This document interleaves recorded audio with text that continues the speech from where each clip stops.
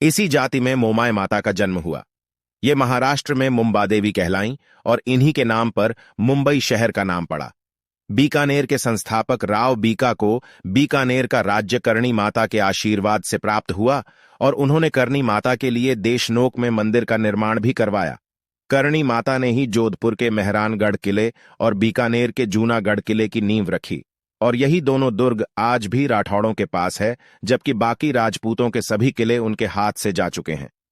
आम जनमानस इसे भी करणी का चमत्कार मानता है।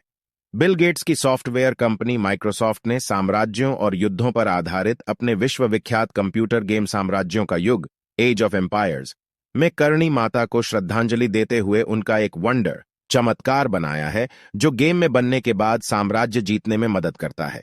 लिंक है, माइक्रोसॉफ्ट ने सिर्फ करणी को ही युद्ध की देवी माना है, न कि दुर्गा, चामुंडा या भवानी आदि को। इसका कारण यह हो सकता है कि करणी जी मात्र एक मिथक न होकर वास्तव में मौजूद थी। नारी सशक्तिकरण की शुरुआत चारणों ने 7वीं शताब्दी में ही कर दी थी। इनकी बेटियां जीती जागती देवियों के रूप में पूजी जाने लगी थीं।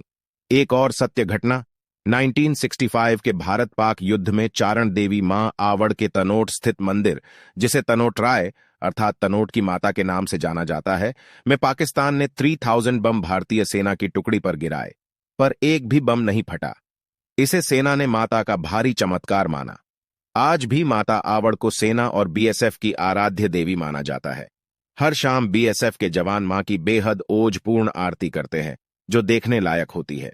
बाद में इस अत्यंत छोटी जाति की अत्यधिक ख्याति देख बड़ी जातियां इनसे ईर्ष्या करने लग गईं। इससे चारणों के प्रति षड्यंत्र होने लगे। इस वीर जाति के बहुत से लोगों को षड्यंत्र कर मरवा दिया गया।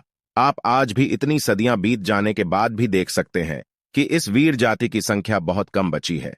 एक बार की घटना, एक ब्राह्मण ने मेवाड़ राज्य के शासक महाराणा कुंभा से कह दिया कि उसका वध एक चारण करेगा, जिससे डरे हुए कुंभा ने सभी चारणों को मेवाड़ से चले जाने को कहा। जबकि हमीर के जन्म के समय एक चारण देवी ने भविष्यवाणी की थी कि हमीर का यश सब ओर फैलेगा और वो राजा बनेगा। इस पर हमीर की मां ने कहा कि है देवी, यह तो असंभव है, परंतु असंभव संभव हुआ और हमीर राजा बना। ये गाथा आज भी कुंभलगढ़ के लाइट एंड साउंड शो में दिखाई जाती है। आप यूट्यूब पर देख सकते हैं। राजपूतों के लिए चारण दुधारी तलवार के समान थे।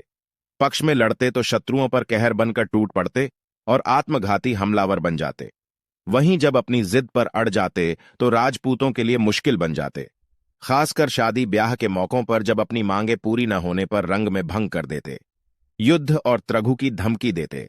ऐसी घटनाओं से राजपूतों और चारणों में दूरियां बढ़ती गईं। अब चारण सिर्फ उन्हीं राजपूतों के यहां जाते थे जहां उनका मान सम्मान बरकरार था। इससे अधिकतर राजपूतों का पतन होता गया, जो आज तक जारी है। इसका कारण है कि चारण राजपूतों के गुरु भी थे और उन्हें बचपन से ही वीरता के संस्कार देते थे। बच्चों को बचपन से ही कविताओं, गीतों और दोहों इत्यादि के द्वारा बताया जाता था कि उनके पूर्वज कितने बड़े योद्धा थे और उन्हें भी ऐसा ही बनना है। ये कवित्त चारण स्वयं लिखते थे और इसमें अतिशयोक्ति जानबूझकर की जाती थी, क्योंकि ये मानव का स्वभाव है कि वह महामानव का अनुसरण करता है, न कि साधारण मनुष्य का। यही कारण है कि हम फिल्मों में नायक को पसंद करते हैं। महान राजपूत और चारण योद्धाओं पर काव्य की रचना कर चारणों ने उन्हें अमर कर दिया। चारण राजपूतों का इतिहास लिखते व बचाते हुए स्वयं के बारे में कुछ ज्यादा ना लिख पाए, इसलिए हर राजपूत की ये चाह होती थी कि कोई चारण कवि उस पर कविता लिखे।